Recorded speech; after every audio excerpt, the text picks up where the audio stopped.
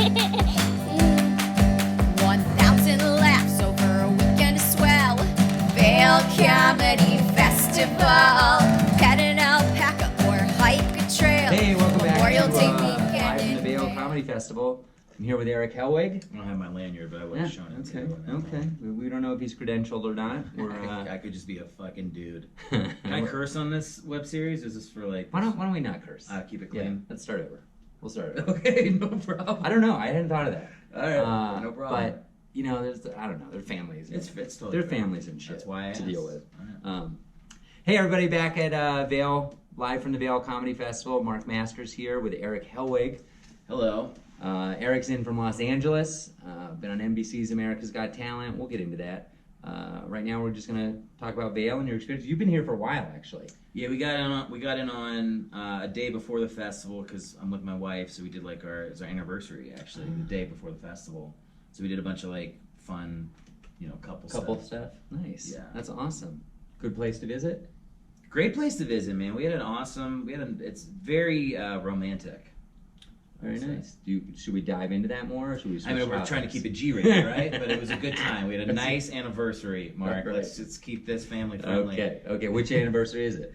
Third anniversary. Yeah. What is that? Is that the like plastic styrofoam cup anniversary? Oh, is there a name for it? Yeah, there's like wood and gold is like 50. I have never heard of this before. But let's Paper napkin is. I don't think they do like 1 through 10. Like 10 is probably the first one they have something for. And then, we could make up a name for it. It's the purple scorpion anniversary. Nice.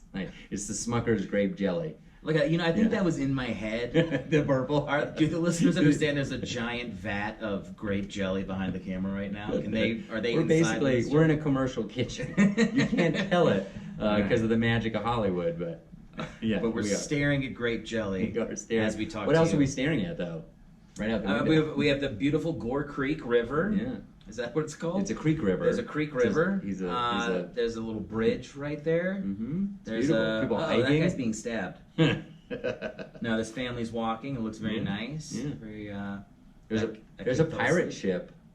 Can we see the pirate ship? I saw it the other day. There's a playground that's like a pirate ship. Oh, I thought we were starting to make. No, this is real. This is real. Okay. What they think it's real, at least. Have you been paying attention to the UFOs? No. What's going on? Are They're like, I know that there's like, it feels like 10 years ago, let's say, UFO people were crazy people.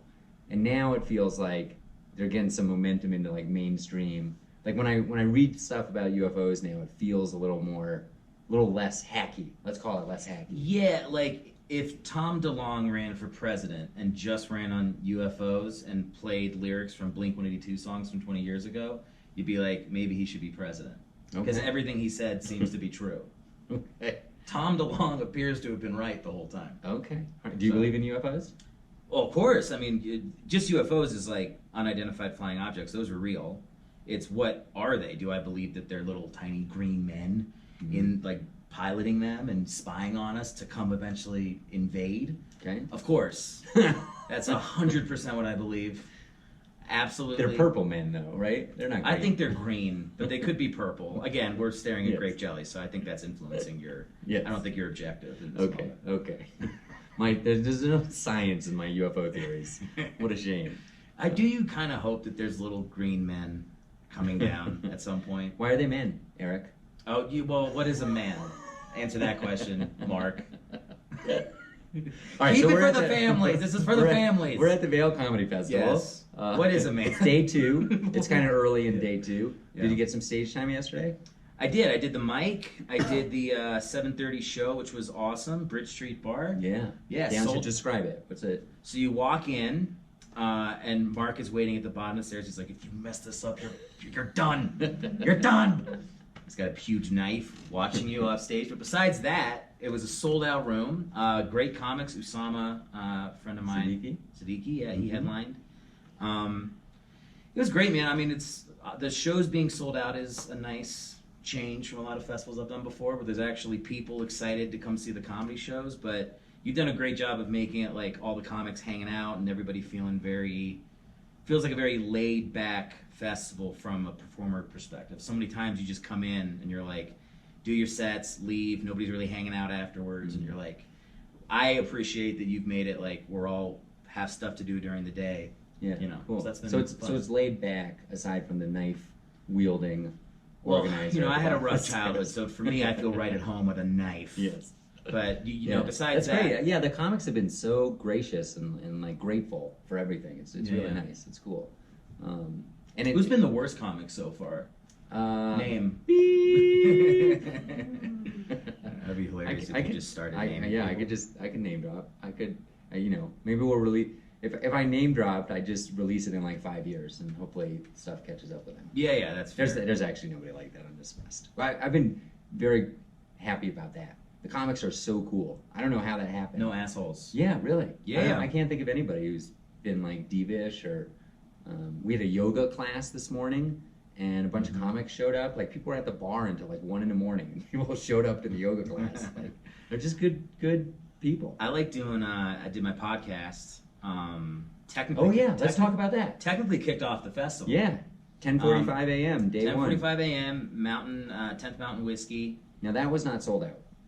Exactly. No, but that's fine because it's a podcast. I mean, it's a podcast, and I'm in Vail. Yeah. How many people was my podcast going to draw in Vail? But the point is it was fun, and they gave me some whiskey before the podcast. Yeah, 10th Mountain Whiskey. They're great. It was awesome. Vomited mid-pod. But besides that... It was really good. Who's your guest? It's Joe Barksdale. Yeah, tell them. Joe Barksdale played professional football. Okay. Soccer or American football? What if he played soccer? We're going to be overseas. This is a international. Okay, so if we're audience. overseas, this is a good time to say that soccer's not a real sport. And it was American football, and that's all I'll ever mean when I say football. So he played American real football, and he's a musician and he's a comedian. So we talked a little bit about all that stuff. Right on. That's cool.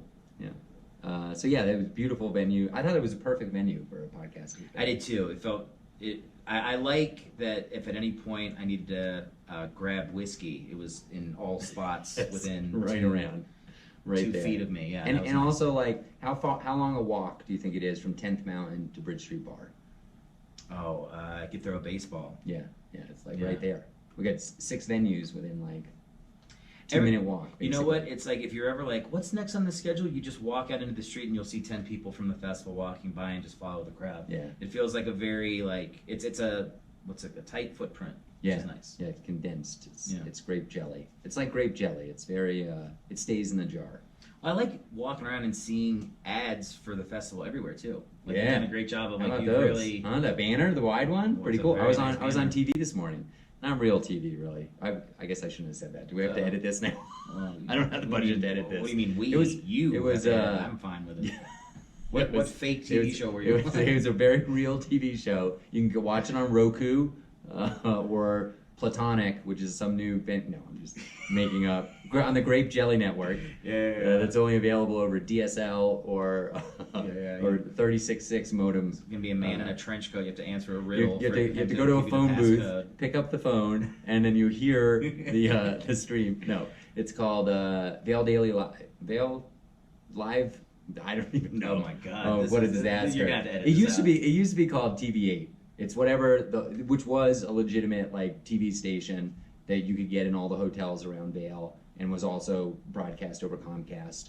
But it shut down during the pandemic, and it's a new thing. I think it might be called Vail Daily Live. Anyways, it's a streaming TV thing. And anyways, I filmed. They wanted to film outside of Bridge Street Bar, and I suggested filming down by the bridge with that huge banner. It's similar to this artwork that you see behind us, which is this is an authentic Vail comedy show backdrop right there. I promoted this morning on the Today Show. Oh. But it's the one that Matt Lauer does from Zoom. It's not popular at all. It's pretty problematic. Nice. It's funny you mentioned Matt Lauer, because there's like a documentary about the first 50 years of Vail, and it's narrated by Matt Lauer. Really? Oh, all right. Back in the day. Oh, you're like shot yesterday. That was like 12 years ago or whatever. Okay, he was very famous. It was like a big get. It was a big get. It feels like there's a lot of famous people that would come here and hang out. Yeah. Right? Like this is I don't know if that's a selling point for the festival, but Yeah. You know, you never know. Like you could be doing your thing. thing. There could be an NFL player sitting next to you. That's not the best thing though, because the Bridge Street Bar, the seats are very small, and if a 300-pound NFL player sits next to you, that's a little uncomfortable. Yeah, hopefully we get some like cornerbacks or guys that Yeah. a little smaller. Nice. Did you see Gerard Depardieu at the Bridge Street Bar last night? I heard him. Oh, okay. Yeah, He was just yeah. eating in the back. Yeah. Okay. All right. Okay. I don't know why I'm making. Ask me some more things about the festival. Okay. What am I doing? I don't know who that is. Is that a French actor? He's a French actor, but he's been in American movies. Okay. He's Isn't like, the guy with the big nose? big nose. Yeah, that's a dated reference. Is he? It's a stupid reference. It's like kind of hacky. I'm not happy about it.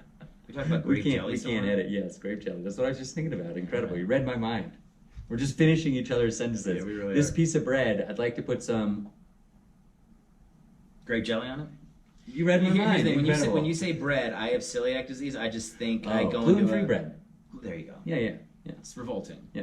All right. Anyways, yeah, Vail Comedy Festival. You've been to some festivals, right? I've been to a ton of festivals. It's Okay. like how I'm trying to make it in the industry. Okay. Yeah, we So gotta talk about all If this I just stuff. go to every festival that's ever been made, Nice. it'll happen for me. Here's a question. That's What's your secret to getting into festivals? Oh, Is it a volume game? Yes. Yeah, my wife. The wife off camera. I apply to like 100 festivals. We don't have money for rent, and then I get into 10% of them, and I'm like, thank you. And that has been my strategy. It is yeah, it's 100% a volume game. Yeah, but good And tape, and you have a great credit. I have a great credit. I have a good tape. I also do this thing where when I don't get into festivals, I write back to them and I say, how could you? No, I say, thanks for taking the time. I wish you best in the festival. I'm disappointed, but I'll apply next year. Nice. And It goes a long way. Being I do nice think in it the does industry. because people, when your email comes up, if you've sent them an email in the past, it shows. Yeah. So if you can just be like, I should not be giving advice to anybody, but if I was giving unsolicited advice, I would say like, just be cool and professional all the time. Yeah. Because that's like, we talked about how there's no assholes in this festival so Yeah. far. But like, there's a lot of people out there that just seem like they're just shooting themselves in the foot for no reason. Yeah. So just be cool, Yeah. I did this thing with we had to reject about 200 people, and I sent the email out on a Wednesday, and perfect timing on Monday I got rejected by a comedy festival. So I was able to, in a Wednesday email, I was able to say, look, I know how you're feeling. I just got rejected from a comedy festival. Dude, 100. I got rejected from one yesterday morning. Oh wow. But that's like, you just have to accept it's like it is people's choice. It's like a preference thing. Yeah. It's And- subjective. Yeah, because like I got into San Francisco Sketch Fest. That's a huge festival, and like right after that, I got like denied from like the the Bismarck Improv Jamboree. I'm like, what? I'm in Sketchfest. Like it's like an outrage. Yeah. But the truth is like somebody at Sketchfest liked my joke and connected with something in my tape, and somebody at, in Bismarck, North Dakota, didn't. And it's like you can't evaluate it too much. It's like it is a volume game. Just put yourself out there, and if you're a comic and you're not ready for rejection, you're screwed anyway. Yeah. So. Yeah, that's the way I feel. So anyways, when I sent that email, I wanted to give something to the people who got rejected. So like I offered them free, like not free, but I offered them a spot no matter what on my online show, and offered them free festival passes if they wanted to come out. And then I said, and I'll also do a tape review, which isn't really worth any. It's worth what you pay for it. Yeah. And then I said I'd do like 10 of them, first come, first serve. And then like a ton of people requested them, and I ended up doing 25 of them. And they were just 10-minute Zoom calls. I would watch their tape. I'd never seen any of the tapes because we have a committee that does all the tape review. And so I would watch it for the first time, 5 minutes, and then I'd give them 5 minutes of feedback. And it was actually really interesting. It was really cool to like kind of see. Honestly, a lot of tape wasn't very good, and it was and it was helpful to see. And not that my tape's very good, anyways, but it was helpful to like kind of deconstruct why a tape isn't good. And Sure. But getting back to being nice, there were about 2 people that I did the Zoom call with that it was clear their whole agenda was to have me watch their tape and see how good it was, and then just stew and be angry with me and like have some kind of like, it was like a cathartic thing. They could be like, oh my God, piss off, buddy. How could you not let me into the the Vail Comedy Festival. So, Well, that's an example of. I mean, it was just silly. Like, why do that? Like, I get it. I mean, there were several people where I was like, your tape's awesome. I hope you apply next year. I hope you get in. There's a subjective component to this, and Yeah, you know, it's like I'm sure if I look back at if I could pull myself out of my body and then look at my life 10 years ago and see how I talked to people when I was 26, I was doing the exact same type of crap.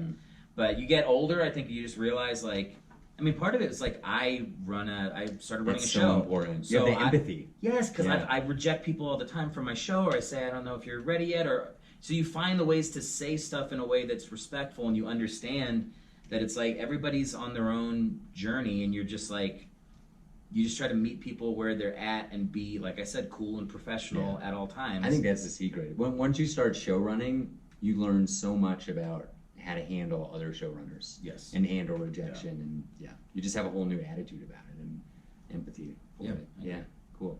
How'd you get on NBC TV?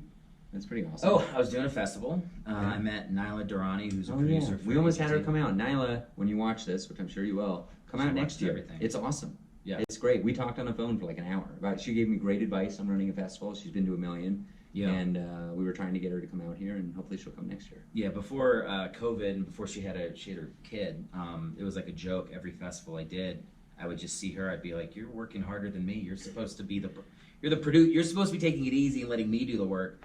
But she knows, like, I feel like she knows every comic in America at this point. And so she went through my tape. It was for a different show she was producing at the time, not AGT. And that show got canceled, but she found this character that I played in New York. I used to do this Grim Reaper character, and I'd made a TV pilot with him. I'd done a one-man show, and I was kind of like, maybe it's time to be done with it, because I'd been doing it for like a decade.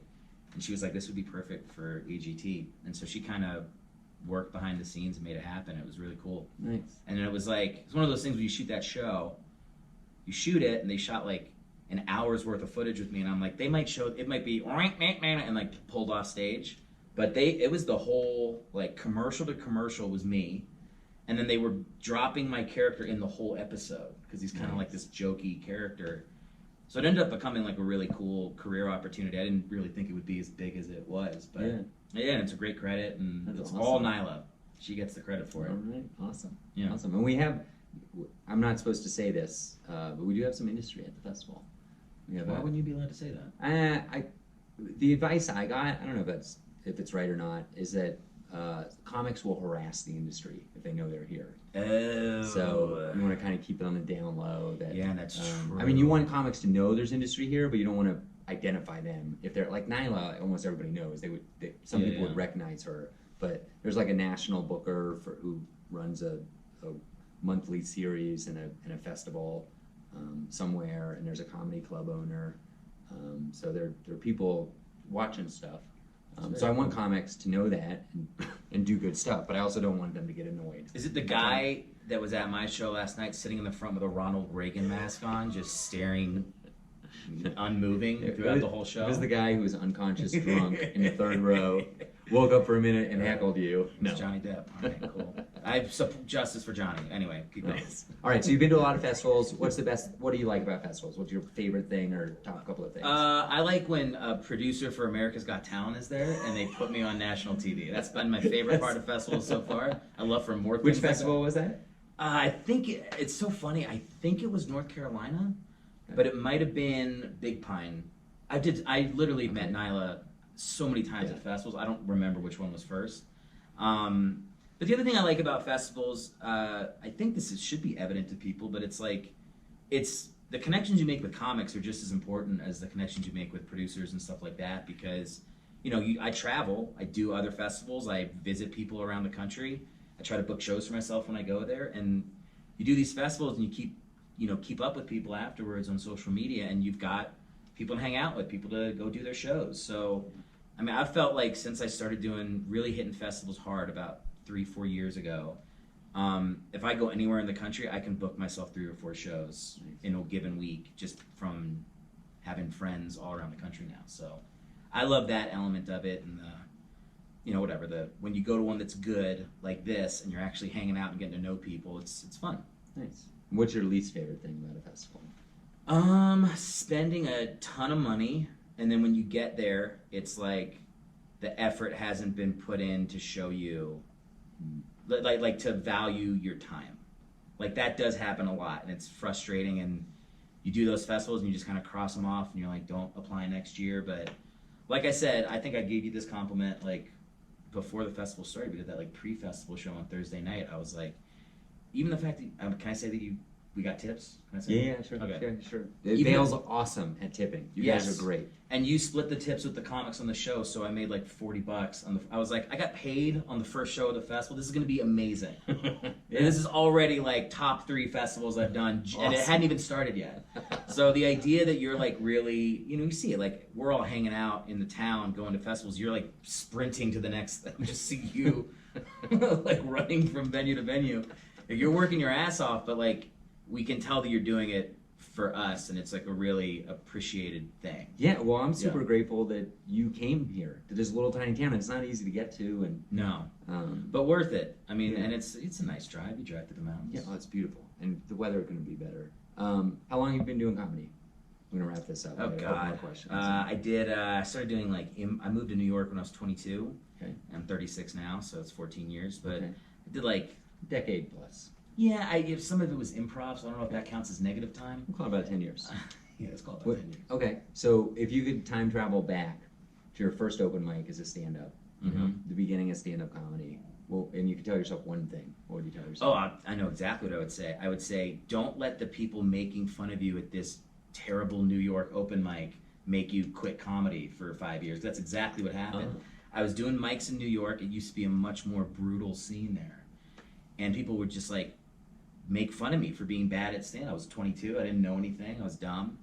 And I was, at the time I was doing improv, and like 2 weeks into an improv class, I was like hooking up with a girl. I was like, oh, this is amazing.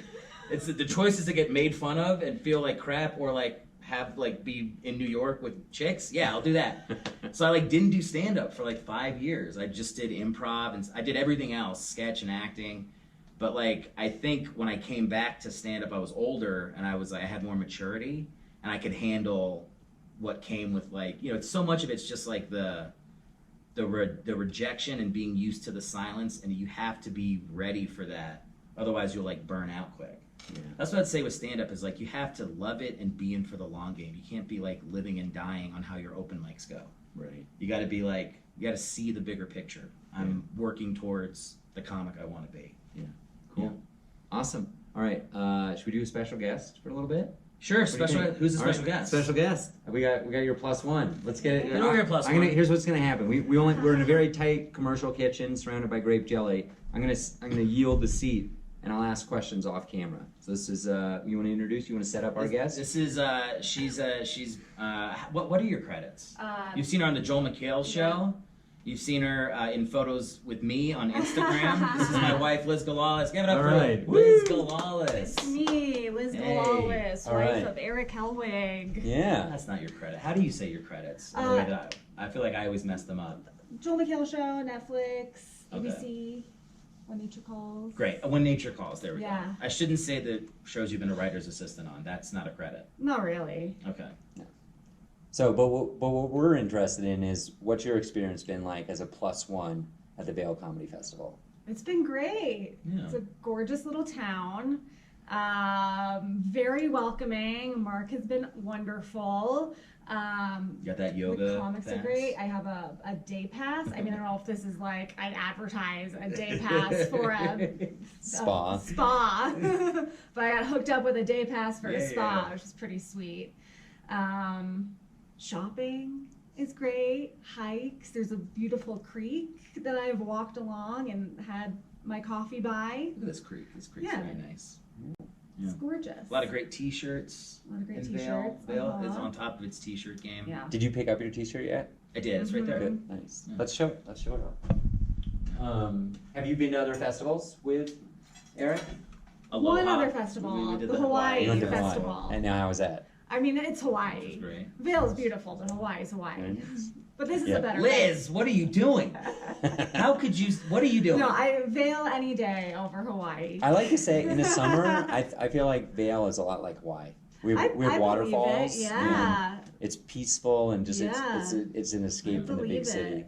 Both very outdoorsy. Yeah, Liz only comes with me to festivals when it's at a amazing location. Yeah, she's not going to Cleveland. Yeah, I'm not going to Newark. The Newark Comedy Festival is coming up, and I would like you to be my +1. Have you come to? You've come to other festivals, I feel. Well, I mean, like the Burbank Comedy Local- Festival, like things that are local local. festivals and stuff, right? What other festivals?